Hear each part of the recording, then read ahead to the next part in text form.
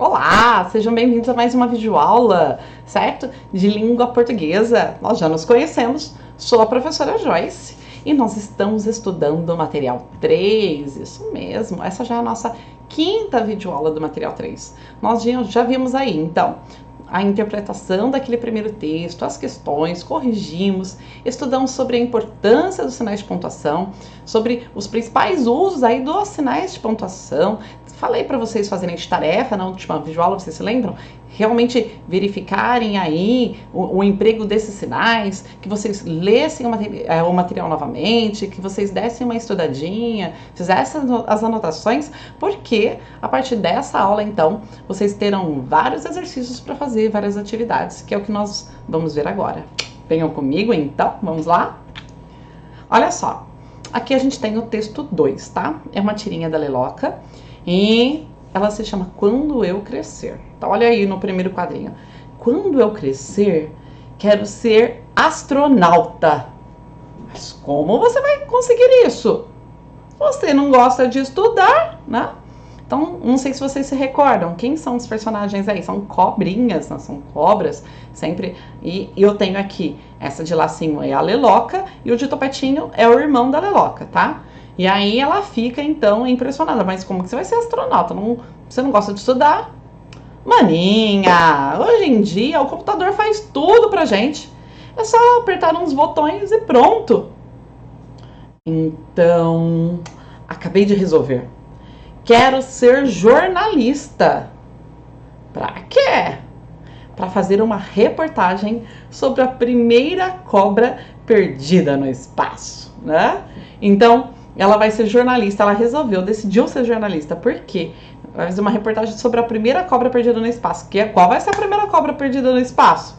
O irmão dela. Por que ela acha que o irmão dela vai ficar perdido no espaço? Porque se ele for pro espaço sem gostar de estudar e acha que o computador faz tudo, imagina, um astronauta precisa estudar muito para conseguir chegar nessa profissão aí. Então ele vai ficar perdido no espaço, é o que ela acredita, certo? E eu tenho o emprego de vários sinais de pontuação. Então, ó, quando eu crescer, por que será que tem essas reticências aí no quando eu crescer? Por que será?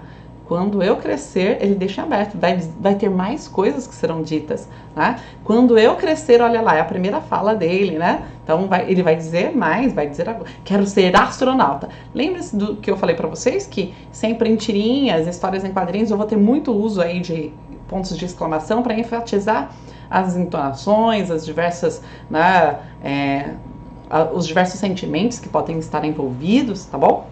Mas como você vai conseguir isso? Por que ela usa? Né? Você não gosta de estudar? Ela usa 2 vezes o ponto de interrogação. Por quê, gente? Quando é que a gente usa ponto de interrogação mesmo? Quando nós fazemos perguntas diretas. Lembra disso? E aí, maninha, hoje em dia, né, o computador faz tudo pra gente. Por que eu tenho essas 2 vírgulas aí? Ó, maninha. É uma expressão informal, né? Uma marca de uma linguagem informal aí. E ele é o quê? É um vocativo, lembra? Ele tá falando com ela, chamando. Maninha, vírgula, certo? Sempre que eu uso um vocativo, eu ponho vírgula. Hoje em dia, por que eu tenho essa vírgula aí? Quem lembra? Depois de hoje em dia, é uma expressão de tempo. As expressões aí que indicam tempo geralmente estão lá no final da frase. Quando ela tá no começo ou no meio da frase, como no caso aqui é uma vírgula antes e uma depois, tá? O computador faz tudo pra gente, é só apertar uns botões e pronto. Então, olha só, ele tá mostrando que essa empolgação, essa emoção, né, esse sentimento com os pontos de exclamação. Então, ela deixa em aberto, ela tá pensando, tem uma interrupção no pensamento, ó. Acabei de resolver. Quero ser jornalista. Novamente, essa emoção, essa empolgação, esse entusiasmo que a gente vê na fala dela. E pra quê? Ponto de interrogação, porque é uma pergunta. E lá no final, né, que ela fala que vai fazer uma reportagem sobre, né, para fazer uma reportagem, vírgula, por quê? Ela vai dar uma explicação. Sobre a primeira cobra perdida no espaço. E põe, né, um ponto de exclamação para dar uma ênfase aí, justamente porque nós temos no último quadrinho a presença do humor, né, a quebra de expectativa, o que é que gera o humor na história em quadrinhos, geralmente é essa quebra de expectativa, tá? Então, vocês viram a quantidade de pontuações numa história em quadrinhos? É muito rica. E aí, cada uma tem um motivo, tem um porquê, tá bom? Então é importante que você interprete corretamente quando você vai ler, quando você vai produzir um texto também que você use corretamente os sinais de pontuação. E aí, nós tínhamos as perguntas, vocês têm as perguntas aí no material. Olha, no primeiro quadrinho, a cobrinha, né? Ela acredita que pode ser astronauta sem precisar. Mole, hein? A gente já falou sobre isso. Leia essas alternativas aí, olha. Apertar uns botões A, usar o computador B, né? Estudar o C ou ir para o espaço. Né? Isso aqui é uma informação explícita, tá lá no texto. Volta lá, leia direitinho o primeiro quadrinho que você vai encontrar a resposta. É muito fácil, tá? 2. No segundo quadrinho, a irmã resolve ser jornalista por quê? Né? Por que que ela resolve ser uma jornalista, então? Qual que é o motivo? Qual é a causa disso? Então, é aquela habilidade de identificar as causas, né? Identificar o porquê, o motivo de algo. Por que que ela resolveu ser jornalista? Olha só. A. Imagina que o irmão será um grande astronauta? B. Pensa que o irmão gostaria de ter uma irmã jornalista? C. Acredita que o irmão ficará perdido no espaço? Ou D. Tem vontade de ser jornalista? Tenho certeza que a hora que você leu todas as alternativas, você já encontrou a resposta certa. É muito fácil. 3. Por que foi usado o ponto de interrogação no primeiro quadrinho? Então, lá no primeiro quadrinho, por que tem ponto de interrogação, então? Nós falamos, hein? Falamos fácil, hein? Porque quando eu uso o ponto de interrogação? 4. Por que foi usado o ponto de exclamação no segundo quadrinho? Também falamos disso. Se lembram? Leiam novamente, que vocês vão conseguir explicar certinho aí, com muita tranquilidade.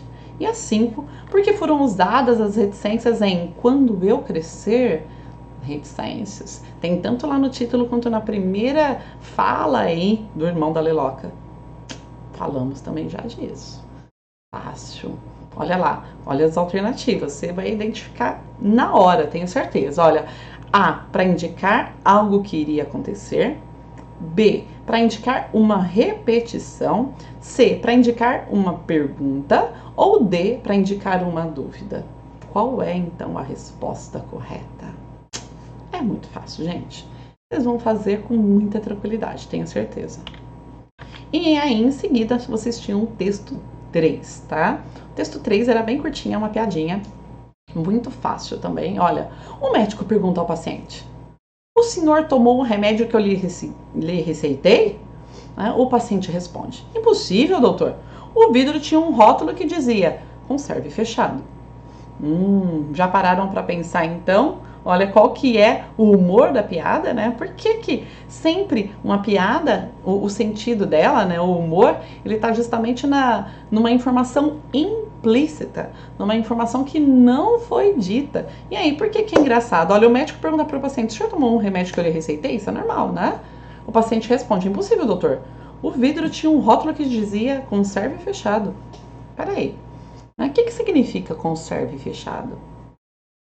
O que significa? Muitos remédios têm escrito conserve fechado. Quer dizer assim, olha, você usa, abre, mas depois guarde fechado, tá bom? Mantenha sempre fechado, não deixe aberto. Por quê? Porque ele pode, né, perder a sua validade, a sua eficácia, não é? Mas foi isso que o paciente interpretou? Não. O que o paciente interpretou? Que não era para abrir, que era para manter fechado sempre. Certo? Então ele interpretou errado essa expressão aí, por isso que ele não tomou, tá bom? Vocês conseguiram identificar facilmente quando vocês leram já a primeira vez? Vamos observar também quais foram os sinais de pontuação empregados. Por que eu tenho dois travessões aqui, ó, o primeiro e o segundo? Fácil, hein? Porque eles indicam uma fala. E por que eu tenho os dois pontos, tanto depois de pacientes como depois de responde? Porque eles estão anunciando essa fala, lembra? O parzinho, dois pontos depois travessão. Certinho, então eles estão sendo usados aqui anunciando que vai ter uma fala depois. Por que tem um ponto de interrogação aqui, né? Depois, né, nessa fala, de quem é essa fala? A fala do médico, olha lá. Por que eu tenho um ponto de interrogação? Por quê? Porque é uma pergunta, horas. O paciente, né, o médico está perguntando para o paciente. E por que eu tenho essa vírgula que é impossível, doutor? Por que tem essa vírgula antes de doutor? Você lembra? Porque ele está conversando com o doutor. O doutor é o vocativo, é a expressão que eu uso para me dirigir a ele, para chamar, né, para conversar com ele. Então, sempre o vocativo tem que ser separado do resto da frase por vírgula. Se está no final, tem que ter uma vírgula antes. E aí, por que tem dois pontos aqui, ó? O rótulo que dizia, né, conserve fechado. Porque ele está anunciando que ele vai colocar exatamente a expressão que estava lá, né, lá no rótulo. Né? Então ele está copiando a expressão, transcrevendo a expressão do rótulo. E aí, conserve fechado, justamente, ele anunciou que ele ia transcrever, que ele ia dizer alguma coisa, e ele coloca entre aspas porque ele copiou de lá, ele transcreveu. Certo? Viram os diferentes sinais de pontuação num texto aí com tão poucas linhas, como é importante, como cada um tem a sua função? Vamos para as questões, que são muito fáceis também, olha. 1. No trecho. O senhor tomou o remédio que eu lhe receitei? O travessão indica o quê? Acabamos de falar. Ah, facílimo, hein? Será que é a fala do médico, a fala do paciente, a fala de um farmacêutico ou uma explicação? Ah, muito fácil. Olha lá no texto, veja certinho, acabamos de falar. Você vai identificar com muita facilidade, hein? 2. Na passagem, impossível, doutor. Essa vírgula, ela separa um termo que funciona como vocativo. Falei isso pra vocês. Ele tem a finalidade do quê? O que é um vocativo mesmo? A. Explicar um termo. B. Se dirigir a alguém. C. Completar o sentido de outro termo. Ou D. De caracterizar uma palavra. O que é um vocativo? Falei também agora mesmo. Você prestou atenção? Então você vai tirar de letra, vai acertar na hora. 3. Tá? No trecho conserve fechado. As aspas destacam uma expressão. Que expressão é essa? O que é essa expressão aí? Por que ela está entre aspas? Está destacando o quê? Que ela está escrita incorretamente? Que gera o humor da piada? Muito conhecida ou escrita em muitas embalagens de remédio? Qual é a resposta certa, gente? E a última, 4. O humor da anedota está no fato de, tá? O paciente tomar um remédio, tá? O médico não receitar medicamentos.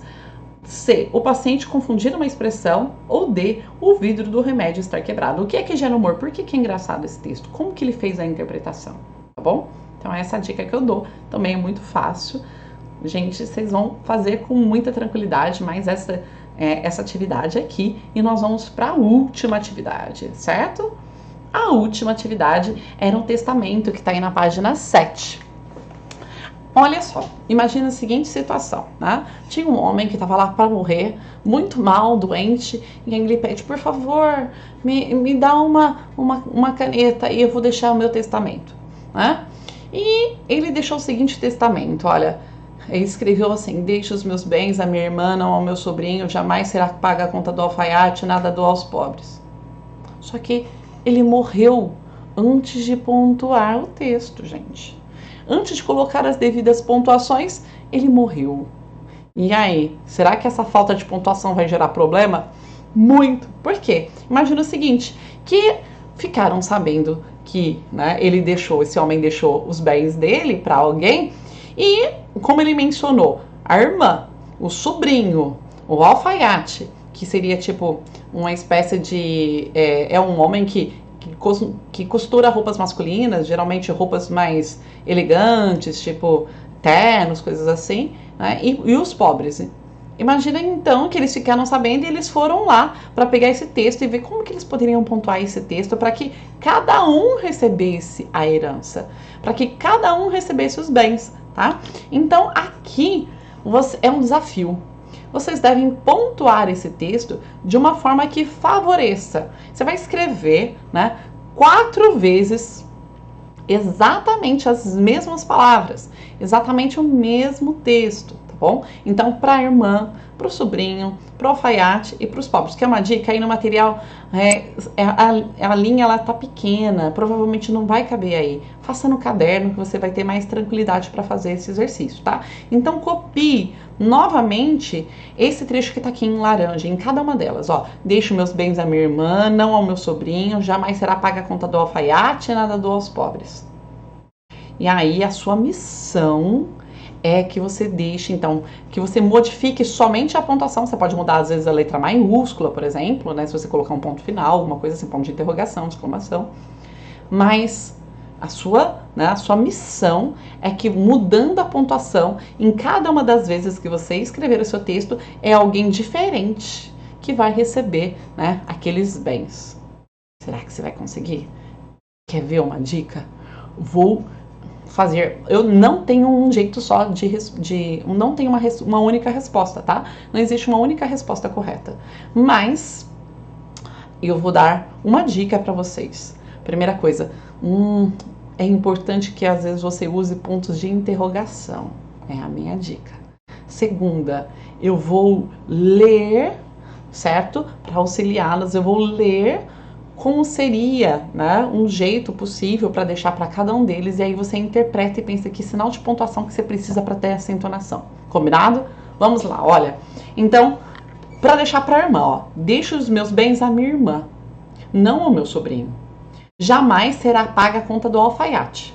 Nada dou aos pobres. Quem que ganhou os bens nesse tipo de entonação? A irmã, tá? E como que eu deixaria para o sobrinho, então, ó? Deixo meus bens à minha irmã? Não, a meu sobrinho. Jamais será paga a conta do alfaiate. Nada dou aos pobres. Viram a diferença na entonação? É isso. Concretiza essa entonação com sinais de pontuação corretos, certo? Como que eu vou deixar então para o alfaiate? Vamos pensar, ó.